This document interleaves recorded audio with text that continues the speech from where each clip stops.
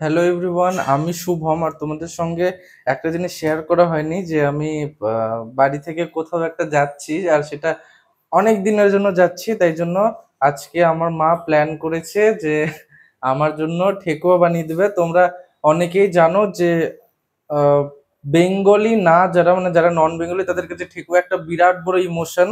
তারা ঠেকুয়া মানে আর কিছুই চায় না। মানে সুইটস এর মধ্যে, সুইট ডিশের মধ্যে যদি কিছু বলো, তো ঠেকুয়াটা অনেক স্পেশাল একটা জিনিস। তো মা বললো এতদিনের জন্য যাচ্ছিস তো ঠেকুয়াটাই বানিয়ে দিই, নিয়ে যা। যখন আহ, আমাদের কথা মনে পড়বে বা আহ, ভালো লাগবে না সেখানকার খাবার, তো ঠেকুয়াটা খাবি, তাহলে ভালো লাগবে আর কি। তো দেখো এখন মা ঠেকুয়া বানাবে, মাকে দেখাচ্ছি কিভাবে কি বানাচ্ছে। তোমরা সম্পূর্ণ ভিডিওটা দেখতে থাকো। তো দেখো এখানে এখন মা দিয়ে দিচ্ছে ময়দা 1 কিলো। এটাতে ময়দা আছে, এখনো অনেক কিছু মিক্স করবো, ওখানে রাখা আছে। দেখো এখানে আছে কিশমিশ, আর যেগুলো ড্রাই ফ্রুটস এটার মধ্যে আরো যাবে সেগুলো মা রোস্ট করছে এখন। তো রোস্ট করা হয়ে গেলে সেগুলোকে আমরা একদম পাউডার করে নেব। পাউডার করে তারপরে এটার মধ্যে দিব, তাহলে কি হবে, যেটা মানে হ্যাঁ গুঁড়ো করবে আর কি, হালকা মানে একটু দানা দানা টাইপসের। ওতে কি হবে যে সম্পূর্ণ ঠেকুয়ার মধ্যে ওটার ফ্লেভারটা আসবে। গোটা গোটা দিলে যেটা হয় যে সবটির ভেতরে ফ্লেভারটা আসে না, কিন্তু এটার মধ্যে যদি মানে ওইভাবে ভেঙে ভেঙে দেওয়া হয় তাহলে সবটির মধ্যে একটু একটু করে আসবে এবং ফ্লেভারটা ভালো হবে খেতে। আর কিশমিশটাও দেখো এখানে রেখেছি, আর এগুলোকেও ছোট ছোট করে কেটে নিব। এতে কি হবে, সব মানে ভাজার সময় বেরিয়ে আসবে না গোটা গোটা কিশমিশ, আর খেতেও ভালো লাগবে। তো দেখো এখানে আটা আর ময়দা দুটো জিনিস মা দিয়ে দিয়েছে। এবার এটার মধ্যে তেল দিবে। এটা কি সাদা তেল? হ্যাঁ। তো মা এখন দিয়ে দিচ্ছে সাদা, এই আস্তে, সাদা তেল। কি অবস্থা! হ্যাঁ, তো দেখো সাদা তেল দিয়ে দিলে এবার এটাকে খুব ভালোভাবে মেখে নেবে। অ্যাকচুয়ালি দেখো ধাক্কা লেগে পড়লো ঠিকই, কিন্তু যতটা প্রয়োজন ছিল ততটাই পড়েছে। কি কোইন্সিডেন্স! তো যাই হোক, আরো একটু লাগবে, তা আরো একটু এটার মধ্যে দিতে হবে। দিয়ে এবার এটাকে খুব ভালোভাবে মাখাতে হবে। মা আর একটু তেল দিচ্ছে। কতটা? আরো অনেকটাই তেল দিলে এবার কতক্ষণ মাখতে হবে এটাকে? 15 মিনিটের মতো মাছ করবো। কতক্ষণ? 15 মিনিট। আচ্ছা, 15 মিনিট মাখার পরে যখন একবার হাতে তুলে দেখো কিরকম হবে। এখন হবে না তো, এখন হ্যাঁ, তেলটা এখন হবে না আর কি। ময়ামটা ভালো করে দিই। মাখতে মাখতে এবার দেখো আটাটা কেমন হয়ে গেছে। তো এবার হাত দিয়ে দেখাও। এই যে এটাকে এইভাবে করে চাপলে, এই যে এই দেখো হাতে এইভাবে করে থেকে যাবে একটা দলা হয়ে, তখনই বুঝবে এটা ময়াম হয়ে গেছে। মা এটাকে প্রায় 10 মিনিটের মতো মেখেছে, আরো এখন 5 মিনিট মাখবে। তারপর এটাতে যা যা মিক্স করার সেগুলো মিক্স করবে, দিয়ে তারপরে আরো অনেকগুলো প্রসেস আছে। তোমরা পরপর ভিডিওটা দেখতে থাকো, তাহলে সমস্তটাই বুঝতে পারবে। এবার মা একে একে করে জিনিসগুলো দিয়ে দিবে। এখানে দেখো এবার মিক্স করবে। দেখো দেখো এটা হলো মৌরি। তো অনেকটাই মৌরি দিতে হবে, তোমাদের টেস্টের অনুযায়ী তোমরা দেবে, কারণ মৌরি একটা খুব ভালো একটা মানে মিষ্টি মিষ্টি গন্ধ নিয়ে আসে। তো অবশ্যই তোমরা দেবে, মৌরি না দিলে কিন্তু সেই টেস্টটা আসবে না, মানে অথেন্টিক যেটা ঠেকুয়ার টেস্ট সেটা। এর মধ্যে কাজু আর এবার ইয়ে আছে, বাদাম। এবার mix এটার করে মধ্যে করেছি, কাজু এবং ভেঙেছি। যেটা চীনা বাদাম সেটা আছে, যেটাকে একটু ভাঙা ভাঙা করে নিয়েছে। তোমাদের যা যা ড্রাই ফ্রুটস দেওয়ার ইচ্ছা তোমরা সেগুলো দিতে পারো, কিন্তু এখানেও কয়েকটা দেওয়া যাবে না। যে এরকম ধরো অনেক রকমের ড্রাই ফ্রুটস আছে যেগুলো দেওয়া যাবে এটা না। কি সুজি কি? ভেজে রেখেছিলাম 250। হ্যাঁ, এই যে ওটা এখানে mix সুজি, করছি। এবার সুজি মিক্স করে দিচ্ছে। আর কিশমিশটা কখন দেবা? এখনই দিব। আচ্ছা, যে সুজি দিয়ে দিলা। এবার এই দেখো এই যে কিশমিশ, অনেকটাই কিশমিশ, প্রায় 100 গ্রামের মতো কিশমিশ আছে এখানে, আমি কেটে নিয়েছি কুচি কুচি করে। এবার এটাকে সম্পূর্ণটাই দেখো দিয়ে দিল এই গামলার মধ্যে। আর মা কোন কোন বাদাম ধরো দেওয়া যাবে না এটার মধ্যে? এর মধ্যে অনেক কিছু দিতে হয়, মানে নারকেল দেওয়া যাবে। হ্যাঁ, ছড়া দিতে হয়। হ্যাঁ, আলাদা কি বলছো ওটাকে, খেজুর। হ্যাঁ খেজুরও দেওয়া যায়, আর এর মধ্যে কিন্তু তোমরা শুকনো খেজুরটা দিবে, নরমটা না, তাই তো? নরমটাও দেওয়া যাবে। হ্যাঁ, আর এখানে কতটা চিনি দিলা? এটা 1 কিলো, 2 কিলো আটা তো 1 কিলো হ্যাঁ, চিনি দিলাম। 2 কিলো আটা, মানে 1 কিলো আটা 1 কিলো ময়দা মিলিয়ে 2 কিলো হয়েছে। তো এখানে দেওয়া হলো 1 কিলো চিনি। এবার এটার মধ্যে জলের ছিটা দিয়ে দিয়ে এটাকে দারুণ ভাবে মাখা হবে। কিভাবে মাখতে হবে সেটাও অবশ্যই তোমরা দেখে নাও, নাহলে কিন্তু ব্যাপারটা ঠিক জমবে না। আরো একটুখানি চিনি দেওয়া হচ্ছে কারণ ওটার প্যাকেটের মধ্যে একটু কম ছিল। এটাকে ভালো করে মিলিয়ে নিতে হবে। শুকনো থাকতে খুব ভালোভাবে হাত দিয়ে মাখতে হবে, তাতে কি হবে চিনিটা গলে আটাটা নরম হবে, তাই তো? না চিনি গলবে না, মানে সবকিছু মিলিয়ে নিতে হবে জল দেওয়ার আগে, নাহলে তো মিলবে না জল দিলে। হ্যাঁ, এক জায়গায় আচ্ছা। বেশি থাকবে চিনি, এক জায়গায় কম থাকবে। তার জন্য এটাকে মিক্স করে নিয়ে তারপর জল দিতে হবে। এভাবে হাতে জল নিয়ে এভাবে ছিটিয়ে ছিটিয়ে মাখতে হবে। অল্প অল্প করে জল দিই, তাই তো? দেখো আমি আগে একটা কথা বলি, অনেকে হয়তো কমেন্ট করবে, অনেকেই আছো যারা বিহারি, তো তাদের বাড়িতে হয়তো আলাদাভাবে বানানো হয়, কিন্তু একটা জিনিস বলাই উচিত যে সবার বাড়ির রেসিপি কিন্তু একরকম হয় না। তাই জন্য যদি কোনো কিছু আলাদা হয়ে থাকে সেটা অবশ্যই কমেন্ট করে তোমরা জানিও। এভাবে জল ছিটিয়ে মাখতে হবে, নাহলে ঠেকুয়া নরম হয়ে যাবে। আচ্ছা মা, তুমি ঠেকুয়া বানানোটা কার কাছ থেকে শিখেছো? কাউকে দেখে শিখেছি, কিন্তু তারা এখানে এখানে তার নাম আনতে চায় না। আচ্ছা, মা তাদের মনে করতে চায় না কার কাছে থেকে ঠেকুয়া বানানোটা শিখেছে আর কি। যাই হোক, এখানে দেখো এবার জল ছিটে ছিটে খুব ভালো করে মাখা হচ্ছে। এবার সম্পূর্ণটা এখানে মাখা হয়ে যাক, তারপর আমি তোমাদের দেখাচ্ছি। এই দেখো এইভাবে মা যেভাবে জল নিয়ে একটু একটু করে দিচ্ছে, এইভাবেই তোমরাও দিবে অবশ্যই। জল ছিটিয়ে ছিটিয়ে মাখার পর মাখতে মাখতে এরকম একটু ঝরঝরা হয়েছে। হ্যাঁ। আর অল্প একটু হয়তো দুই একবার দিব, তারপরে হয়ে যাবে। আচ্ছা, আটাটা কি একদম রুটি মাখার আটার মতো না না মাখতে না হবে? না, এরকমই এরকমই ঝরঝরাই হ্যাঁ, থাকবে? আর একটুই হবে। আর একটু নরম হবে? হ্যাঁ, আর একটু জল দিব। ঠিক আছে। টাইম লাগে অনেক আটাটা মাখতে। এই যে আটা মাখা আমার কমপ্লিট একদম। হ্যাঁ, এবার এটার মধ্যে যে চিনিটা আছে ওটা ধীরে ধীরে গলবে, দিয়ে আটাটা একদম নরম হয়ে আমি যাবে। ধর 2-3 মিনিটের জন্য রেস্ট দিব।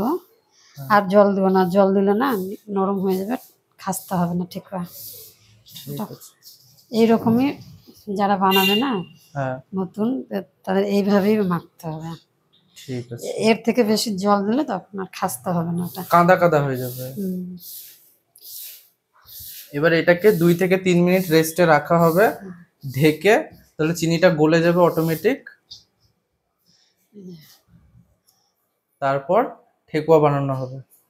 এর সঙ্গে একটা খুব ইউনিক এবং এক্সাইটিং জিনিস শেয়ার করার আছে, যে তোমরা সচরাচর যে ঠেকুয়াতে ছাপ দেওয়ার যে ছাঁচগুলো দেখো, সেগুলো সাধারণত কাঠের হয়ে থাকে। অনেকেই কাঠেরটাই দেখেছো মেলাতে বা কোথাও, কিন্তু আমাদের বাড়িতে যেটা আছে সেটা দেখো পাথরের, সম্পূর্ণ কালো পাথরের তৈরি।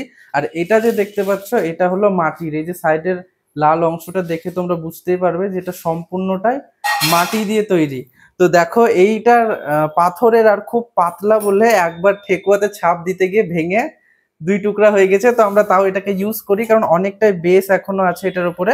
তো যখন দুটোর একটার উপর আর একটা চাপ দেওয়া হয় খুব ভালো ছাপটা আসে।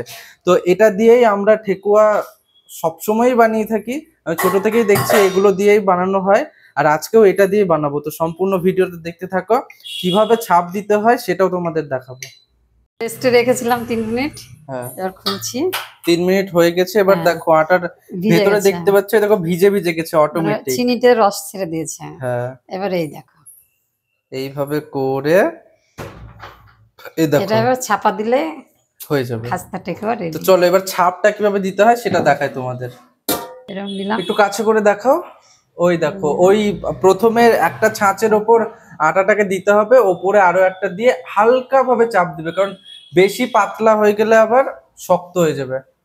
তো ঠেকুয়াটা দেখো, দুদিক থেকে দাঁড়াও।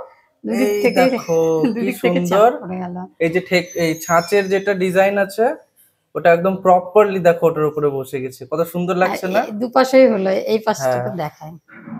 দেখো খোলো এই পাশে এই যে। দেখি। হুম। এই দেখো,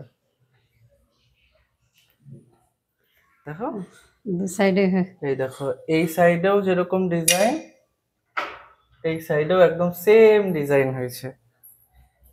এইভাবেই আমরা এই যে এই থালাটা যখন পূর্ণ হয়ে যাবে সম্পূর্ণ, তারপরে আমরা ভাজবো।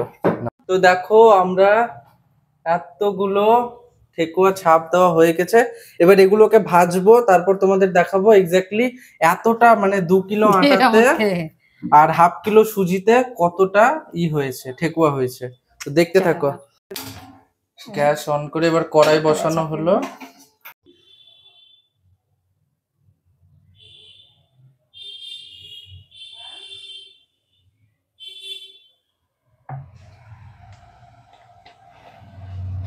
আর এতটা তেল দিতে হবে যাতে ঠেকুয়া গুলো ডুবে যায়, বড়া ভাজার মতো তেল দিলে কিন্তু হবে না।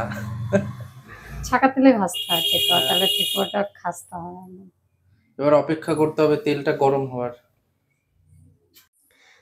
একটু ছোট্ট একটা আটার গুলি দিয়ে দেখবো যে তেলটা ঠিক গরম হয়েছে কিনা। হয়েছে গরম? গরম হলে উপরে চলে আসবে। আচ্ছা আচ্ছা, এই যে আস্তে আস্তে উপরে উঠে আসছে। ওই দেখো ওটা এবার ধীরে ধীরে ধীরে ধীরে ভেসে উঠবে উপরে। এই তো চলে আসছে, চলে এসেছে। তার মানে তেলটা গরম হয়ে গেছে। ঠিক আছে, হ্যাঁ এবার ঠেকুয়া ছাড়বা, এইভাবে নেড়ে নিতে হবে তেলটা।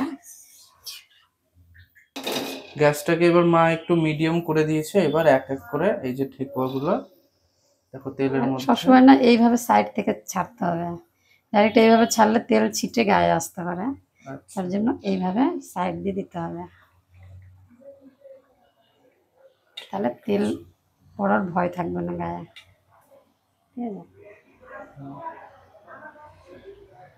ঠিক আছে, এবার আমরা অপেক্ষা করব এটাকে একদম গোল্ডেন ব্রাউন হতে দেওয়া পর্যন্ত।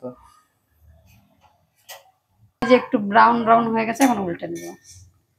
উল্টে দিলে খাস্তা ঠেকুয়া। তবে আস্তে আস্তে উল্টাতে হবে, এখন যেহেতু খাস্তা তো। হ্যাঁ, যেন দুই সাইডটা ভালোভাবে খুলে যাবে না। আচ্ছা, ঘি দিয়ে ময়াম করতে হয়, কিন্তু ঘি এখন বাড়িতে ছিল না, তার জন্য সাদা তেলেই করলাম।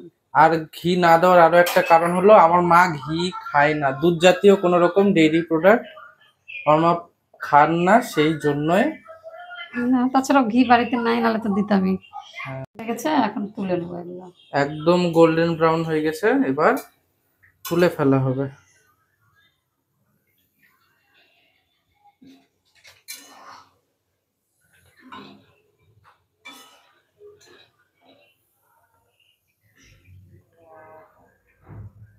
এই যে তুলে ফেলা হলো। এবার এরকম একটা ইসে রাখা হবে ঝুড়িতে, আর অবশ্যই উপরে একটা পেপার তোমরা দিয়ে দিবে, তাহলে যেটা এক্সট্রা অয়েল সেটা ওই পেপারেই টেনে নেবে। তোমরা এতক্ষণে এতগুলো ঠেকুয়া ভাজা হয়েছে, আর এখনো এইখানে আছে, আর ওই যে কড়াই এখনো ভাজা চলছে। তো সম্পূর্ণটা ভাজা হয়ে যাওয়ার পরে তোমাদের আরো একবার দেখাবো, তোমরা শেষ পর্যন্ত দেখতে থাকো। তো অনেকক্ষণ ধরে ঠেকুয়া ভাজার কাজকর্ম চলছিল, তো এবার তোমাদের দেখাবো কতগুলো ঠেকুয়া ভাজা হয়েছে। এই দেখো পুরো একদম ঝুড়ি ভর্তি, এই দেখো পড়ে না যায়। আর দারুণ খাস্তা হয়েছে, তোমরা কাছে থেকে দেখলে বুঝতে পারবে। দারুণ দারুণ দারুণ হয়েছে। আর শুধু আমি নিয়ে যাব না, এটা আমার দিদি শ্বশুর বাড়িতে যাবে, আর বাড়িতেও রাখা হবে, কারণ এতটি আমি নিয়েও যেতে পারবো না, অনেক ভারী। তো তোমাদের ভিডিওটা কেমন লাগলো অবশ্যই কমেন্ট করে জানিও, আর কে কে ঠেকুয়া খেতে চাও আমাকে কমেন্ট করে বলো। কোনোদিন দেখা হলে সবাইকে ঠেকুয়া খাওয়াবো। আচ্ছা, আমি ঠেকুয়া তো দেখালাম তোমাদেরকে, এবার একটা ভেঙে দেখাবো যে কতটা ক্রিস্পি হয়েছে। দেখো ভেঙে গেল একদম বিস্কিটের মতো। তোমরা যদি আমার মুখের আওয়াজটা শুনতে পাও তাহলে বুঝতে পারবে যে কতটা ক্রিস্পি হয়েছে।